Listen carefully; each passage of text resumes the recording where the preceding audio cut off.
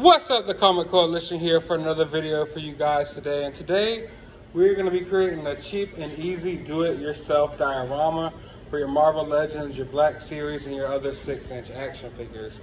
Now we're actually going to be using an airbrush machine today.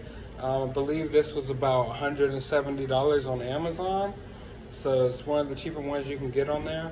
Also, we went over to Michael's, picked up some acrylic paints. How much was the set? $11. It was $11. Picked up a glue gun for like $5. Some glue. Also picked up some clay.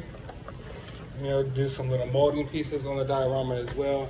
And I already had a lot of random cardboard laying around my house, and some of them are already cut into some pretty interesting shapes. So we're gonna see if we could work along with that as well. So I hope you join me on this little video. Now let's make a diorama. Dollar Tree and got this little foam board. It's actually pretty big. Just $1. Got a Sharpie, some paintbrushes in case we're gonna need that, and some rulers as well, because we're gonna do a brick wall here, and you're gonna need a ruler for that, definitely. We have all these different pieces of styrofoam, but we decided we're gonna do something a little more simple for this first diorama for this video. But stay tuned, because we're going to do something a little more intricate next. So right now we're going to do like a little parking lot diorama for your Marvel Legends.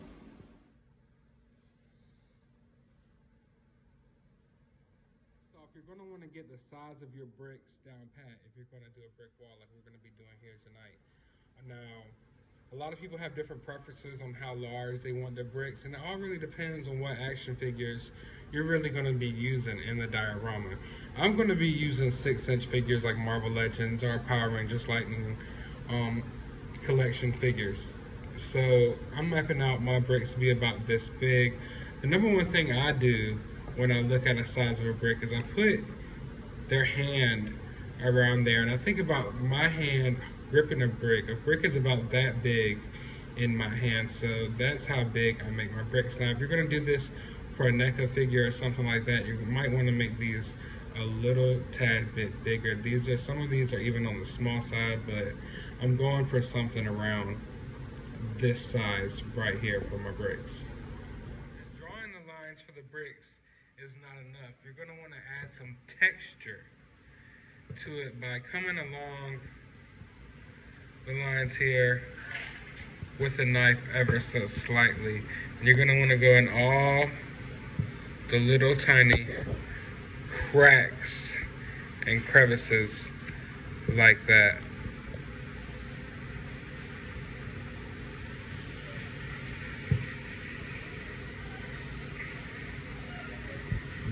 Taking some red paint here and diluting it real quick to use for the color of the bricks.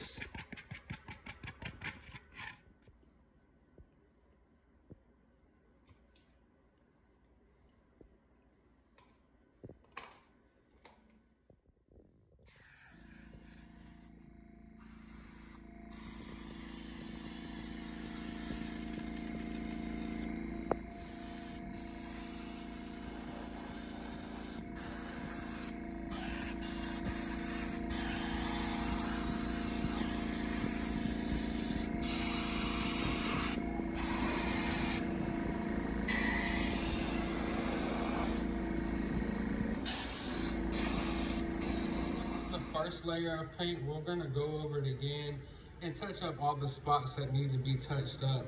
But now we're going to go in the cracks and do a little gray and a little black in there to make it really pop out. But it's looking pretty good so far.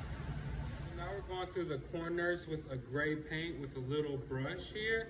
Now if this is blotchy in some parts, don't worry, because we're going to go over it again with some more red paint. But we want to make sure you can see the real fine details in the cuts of the bricks to make it really pop in your photography. Paint and going over it with a sponge here and dabbing it over and over again, except this time we did not dilute the paint, so it has a darker look, as you can see. Now if you want to go with something more cartoony, I would say you would go with the lighter color bricks like we already had from just the first coat. But if you want to go with something more realistic, you're going to want to do this right here. You could also use just a bouncing paper napkin seen a brick wall, all the bricks aren't the same exact color. So to get more detail and definition in there, you're going to want to take some brown paint and simply apply it to not every brick, but every few bricks. Just dab a little brown paint on there and discolor the brick a little bit, because I mean that's how bricks are. No bricks are perfect, and most of bricks, you know, brick walls and brick houses I see, there's multicolored bricks there. Now after you're done doing this, you're going to want to let it dry for a little while. As you can see, there's a few imperfections here and there you know, throughout the cracks of the diorama so far, but after you let it dry, you're going to really get a good look at how it looks, and then you're going to go and do, you know, little touch-ups here and there where it needs to be done. All right, now that we've have the top piece completed, we're going to have to go down here and figure out what we're going to do at the ground. Now what we're thinking is to make this look like something like a parking lot, you know, or something like that would be pretty interesting. But as we let this piece dry off, we're going to do a little more finishing touches to that later. We're going to go ahead and start working on the concrete ground. To make a really light gray for the concrete base is going to be the ground of the diorama.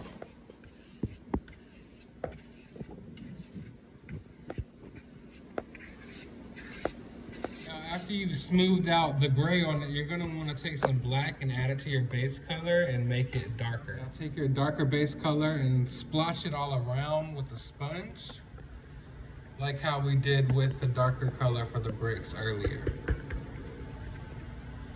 So once again, on both, you know, portions of the diorama, your part for your brick wall and the part for your asphalt or your concrete floor, you're going to want to do the darker colors with the blotchiness of, you know, the sponge and not just a brush. After you go over it with a darker base color, you're going to want to lighten your base color and start blotching it with the lighter base color now. Now that we have the color ready for our asphalt or cement or whatever, we're going to draw like a little line right here down the middle, because we're actually going to do 2 parking spots. Orange and yellow paint, mixing it together to put in the medians between the parking spots. Little pieces of yellow clay to make the parking chalks at the end of the parking spots. I actually never knew what the name of these yellow things were at the end of the parking parking spots. I actually had to Google it, but they're called parking chalks or parking bumpers. So we're definitely going to use that and put that at the end of our little parking spots right here. You're going to want to take some black paint and speckle it, splatter it ever so slightly. Don't overdo it, just a little throughout the diorama, and you might want to do the same with some white and gray paint. Those diorama pieces are really thin pieces of board. Now, depending on what you want to do, you can hot glue it down to a thicker piece, or you could just use a thicker piece to begin with. But when it comes to carving the brick wall, I found that it was easier to do it on the thin cardboard than on the big regular cardboard that you might get in like your packing boxes or something like that. But what I'm going to do is I'm going to hot glue this to a thicker piece of basically the same exact material. And I think I'm going to keep this one just how it is, because there's going to be figures on it weighing it down. And this way, I mean, I have a lot of issues when it comes to space because I have so many toys, and I can't have huge dioramas everywhere that can't be broken down. This right here literally takes this much space, the size of like a regular notebook, can slide into one of your drawers or you know, anywhere, and it's relatively small, can fit right on one of your toy shelves. So we're going to go ahead and hot glue this down, and then I'm going to show you what it looks like with some action. So here we basically have the finished product for the most part. Mind you, I'm going to go in and do some finishing touches here and there, but overall I'm pretty pleased with how it came out. This is my first time ever doing something like this, not a professional, you know, just random person decided to get to do something one day, you know, so you can do it too. I think it would be a really fun activity for you to do with your kids or your significant others. I know, for one, you know, even my friends and associates who aren't into toy collecting, aren't into action figures at all, when they see like dioramas and stuff like this, it brings them into the collecting world a little bit. You know, it piques their interest, you know, a little bit. So it's a nice little activity to do. Also saves you a ton of money, because the diorama, you know, a little bit better than this will cost you a good bit of money on the market. But if you want to buy a professional diorama, one that looks better than this and looks, you know, like something straight out of a movie, you know, I could hook you up with some people that can do this. But this overall cost me about, I would say, 20 bucks, about $18 overall. And some of the materials, like all this paint right here, I can use over and over again and probably crank out like another 40 of these just with the amount of paint. Now, at the beginning, you saw me use some airbrush. I don't want you to get intimidated by that, because you don't have to have an airbrush. You could just use a regular brush, and to be honest with you, we only used the airbrush for the first coat of red. We didn't use it anywhere else. We didn't even use it for the gray down here. We just used regular brushes because it's gonna look better when you do it with a regular brush. But I know you guys want to see what it looks like with some action figures, and I thought I needed a Spider-Man figure. I wanted to, you know, put a Spider-Man figure up with the diorama and show you what it looks like. And I had to dig deep into the collection and pull out everyone's favorite Spidey. I have over 100 Spider-Man Marvel Legends, and I couldn't think of one better than this, so I went ahead and pulled this one out. Here we have Pizza Spidey sitting on the little parking curb, enjoying him a nice slice of New York pizza. Man, I haven't had a slice of New York pizza in over a decade. I need to get down there, or up there technically, and get some. But yeah, definitely digging the way it came out. Think it'll look nice with some photos. Not too big. Could fit right into one of your basic little shelves or your detox for your Marvel Legends. Like I said, pretty pleased with it. And like 18 bucks, not too bad at all. Not too shabby, I must say so.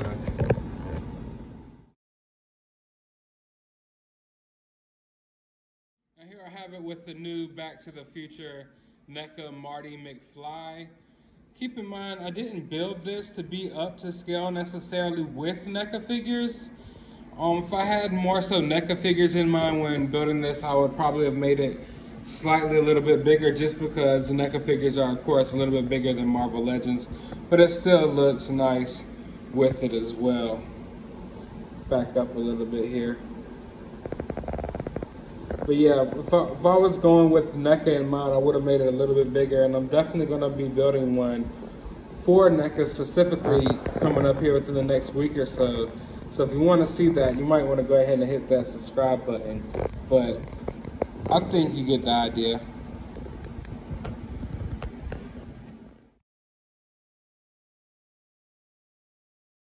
know what it is about this diorama, but it's definitely inspired me to pull out a lot of my older Marvel Legends. Overall though, I'm pleased with the outcome. I hope you guys enjoyed this video. I hope you guys found it helpful, at least in the slightest bit. If you have any questions, just ask. Feel free to ask down in the comments below. I can answer any of those questions. Coming soon, I'll do a video going out to Michael's and Walmart and Dollar Tree and showing you exactly what materials I got and where to get them, where they're located in the stores. And I'll be building more dioramas soon. I feel like, you know, I'm pretty pleased with this one so far. I'm going to do a little touch-ups, you know, around here and there, but overall, I like the way it came out, and you know, it's pretty inexpensive, and it only took me about, I'd say about 2 hours. So I hope you guys enjoyed this video. If you did, drop a thumbs up, hit that subscribe button, hit that notification bell, and as always, you have a good day, YouTube.